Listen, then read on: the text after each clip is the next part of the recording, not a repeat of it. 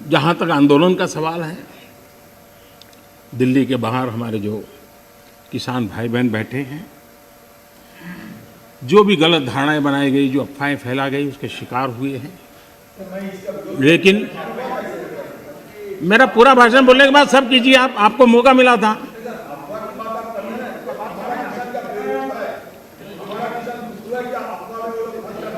आप तो ऐसे शब्द उनके लिए बोल सकते हैं, हम नहीं बोल सकते, हम नहीं बोल सकते हैं। श्रीमान किसान हमारे कैलाश चौधरी जी ने और हमारे पूरे समय बोलते ही रहेंगे क्या? माननीय आपको पर्याप्त समय पर्याप्त अवसर दिया था, आपने पूरी बात कही, उस समय किसने टोका टोकी नहीं की। प्लीज प्लीज आप मत। माननीय प्रधानमंत्री, माननीय Adhir Ranjan ji, please please.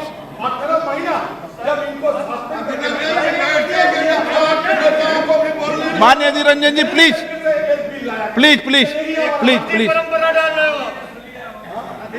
Please please. देखिए मैं कितनी सेवा करता हूँ आपकी। आपको जहाँ रजिस्टर करवाना था हो गया।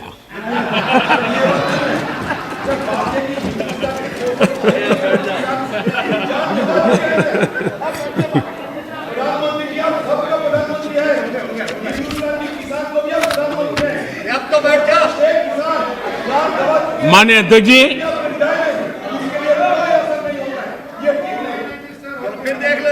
माननीय अध्यक्ष जी, आंदोलन कर रहे सभी किसान साथियों की भावनाओं का ये सदन भी और ये सरकार भी आदर करती हैं, आदर करती रहेगी। और इसीलिए सरकार के वरिष्ठ मंत्री जब ये आंदोलन पंजाब में था तब भी और बाद में भी लगातार उनसे वार्ता कर रहे हैं, किसानों के प्रति सम्मान भाव के साथ कर रहे हैं, आदर भाव के साथ कर रहे हैं। और इसलिए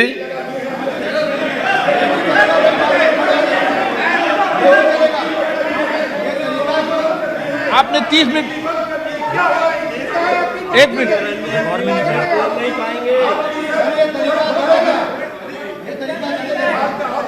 आपका कोई रिकॉर्ड में, जरा बैठिए।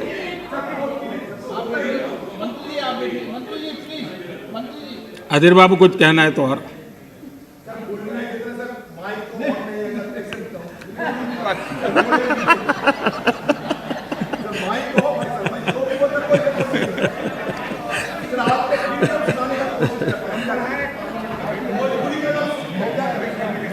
खोल देंगे भाई।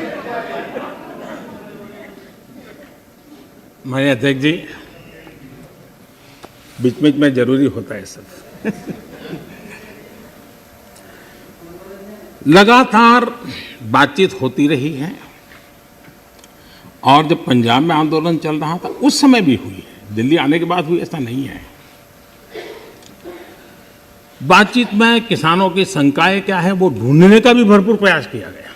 उनसे लगातार कहा गया कि भाई अपन एक एक मुद्दे पर चर्चा करें, और नरेंद्र सिंह जी तोमर ने इस विषय में विस्तार से बताया भी है राज्यसभा में। तो क्लोज बाय क्लोज चर्चा करने के लिए भी तो कहा, और हम मानते हैं कि अगर इसमें कोई कमी हो और सचमुच में किसान का नुकसान करते उसमें बदल करने में क्या जाता है जी। ये देशवासियों के लिए है, अगर कोई निर्णय करते हैं तो किसानों के लिए है। लेकिन हम इंतजार करते हैं, अभी भी हम इंतजार करते हैं कि वो अगर कोई चीज़ स्पेसिफिक बताते हैं और अगर वो कन्विंसिंग है तो हमें कोई संकोच नहीं है। और इसीलिए हम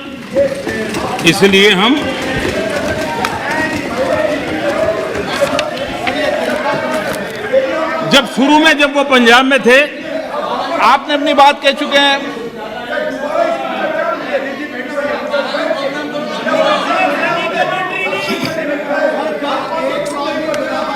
एक मिनट बोल दिया ना, नहीं ऐसा ठीक नहीं है। आपको पर्याप्त समय पर्याप्त अवसर मैंने दिया था, किसी ने टोका टोकी नहीं की थी। नहीं माननीय सुरेश जी, प्लीज बैठिए, प्लीज। नो, ये तरीका नहीं है, नहीं, no.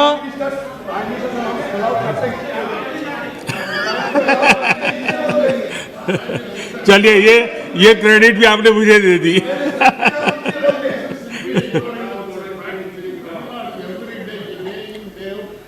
Mister Balu, please please.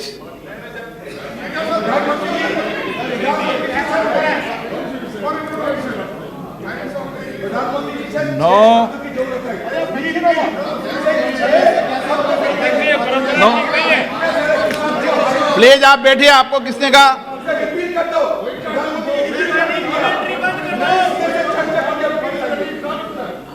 PR Balu ji, please please please please, आपको मैं पर्याप्त समय पर्याप्त अवसर देता हूं। Please please sit down. माननीय प्रधानमंत्री जी, आपका कोई नोट नहीं हो रहा। माननीय प्रधानमंत्री,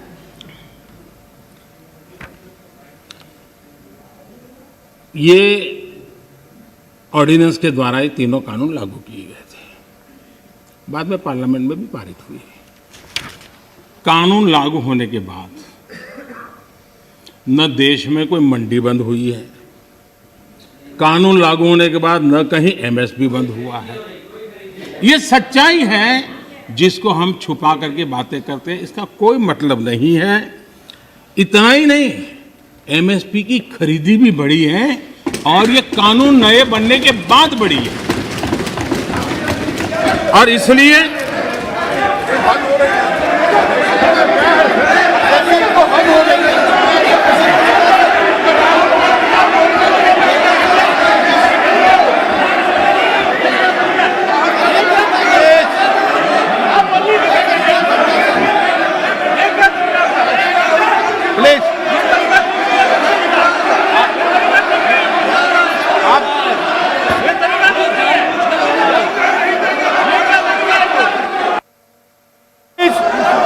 प्लीज अधीर रंजन जी, प्लीज एक मिनट बैठिए, बैठिए बैठिए बैठिए, आसन पे बैठिए।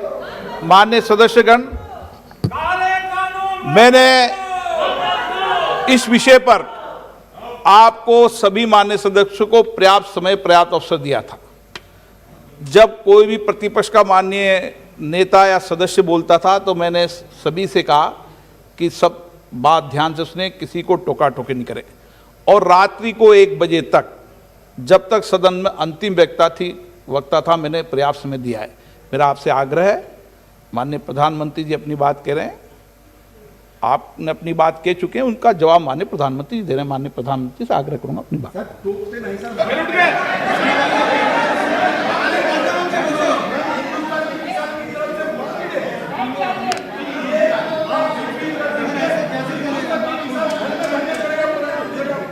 प्रधानमंत्री,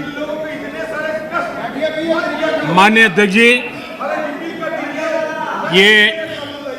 ये हो हल्ला, ये आवाज, ये रुकावटें डालने का प्रयास एक सोची समझी रणनीति के तहत है। और सोची समझी रणनीति ये है कि जो झूठ फैलाया है, जो अफवाहें फैलाई हैं, उसका पर्दाफाश हो जाएगा, सत्य वहां पहुंच जाएगा तो उनका टिकना भारी हो जाएगा। और इसलिए हो हल्ला करते रहो, जैसा बाहर करते हैं वैसा अंदर भी करते रहो, यही खेल चलता रहा है। लेकिन इससे कभी भी आप लोगों का विश्वास नहीं जीत पाओगे, मान के चलो।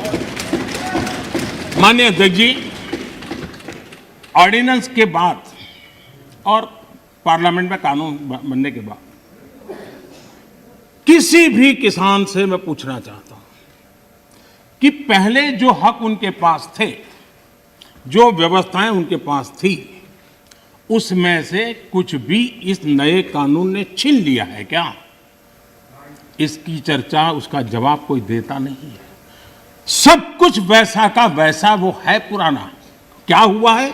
एक अतिरिक्त विकल्प व्यवस्था मिली है, वो भी क्या कंपलसरी है? किसी कानून का विरोध तो तब मायना रखता है कि जब वो कंपलसरी हो।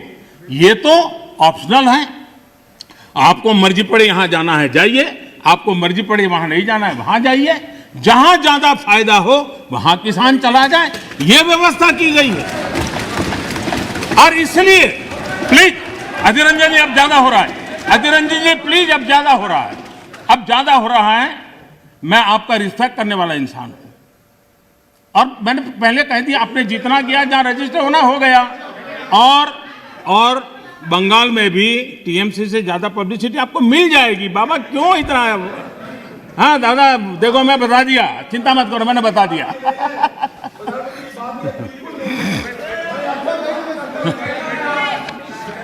अधीर रंजन जी प्लीज, अधीर रंजन जी, अच्छा नहीं लगता है। मैं इतना आदर करता हूं, आप आज ऐसा क्यों कर रहे हैं? आप ऐसा क्यों नहीं करते?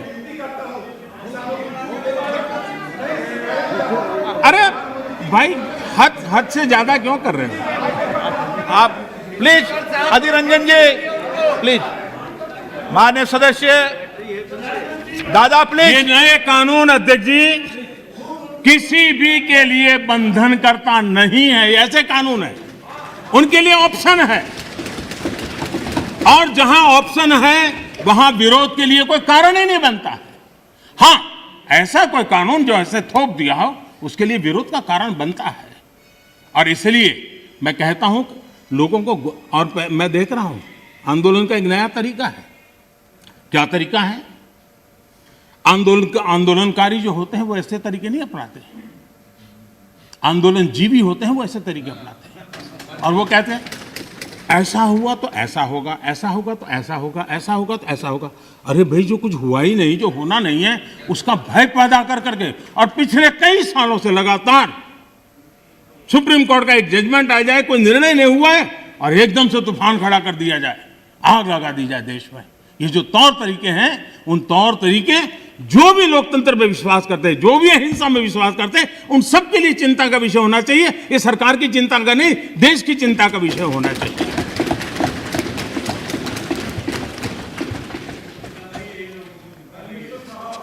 इस प्लीज बाद में समय मिलेगा आपको। नो, माननीय अध्यक्ष जी, प्लीज, ये तरीका ठीक नहीं। माननीय अध्यक्ष जी, आप समझ,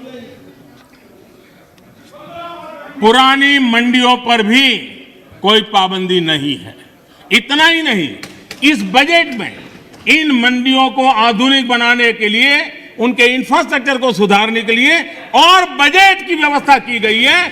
और उस बजट के माध्यम से माननीय अध्यक्ष जी, ये जो हमारे निर्णय हैं प्लीज, वो सर्वजन हिताय, सर्वजन सुखाय की भावना के साथ लिए गए। आप माननीय नेता हैं, अध्यक्ष जी, आप ऐसा क्या करते हैं? आप सीनियर व्यक्ति हैं, प्लीज प्लीज बैठे। माननीय अध्यक्ष जी, इस सदन के साथी भली भांति इस बात को समझते हैं, लेकिन कांग्रेस और कुछ दलों ने बड़े जोर शोर से बातें अपनी कही, लेकिन जिन बातों को लेकर के उनको कहना चाहिए कि भाई ये नहीं, ये अपेक्षा ये होती है कि उन्होंने इतना स्टडी करके आना है। इतना ही नहीं, जो लोग ये कहते हैं, हाँ, मैं हैरान हूं, पहली बार एक नया तर्क आया इस सदन में कि भाई हमने मांगा नहीं था तो दिया क्यों? हमने मांगा नहीं तो दिया क्यों? पहली बात है कि लेना न लेना आपकी मर्जी है, किसी ने किसी के गले मड़ा नहीं है, ऑप्शनल है, एक व्यवस्था है, और देश बहुत बड़ा है। हिंदुस्तान के कुछ कोनों में इसका लाभ होगा, हो सकता है किसी एक आध कोने में न भी हो, लेकिन ये कंपलसरी नहीं है। और इसलिए मांगा और दिए का मतलब नहीं होता है। लेकिन मैं फिर भी कहना चाहता हूं, इस देश में माननीय अध्यक्ष जी, दहेज का कानून, दहेज के खिलाफ कानून बने, ये इस देश में कभी किसी ने मांग नहीं की थी, फिर भी देश की प्रगति के लिए कानून बना था। माननीय अध्यक्ष जी, ट्रिपल तलाक, इसके खिलाफ कानून बने, ये किसी ने मांग नहीं की थी, लेकिन प्रगतिशील समाज के लिए आवश्यक है, इसलिए कानून हमने बनाए हैं।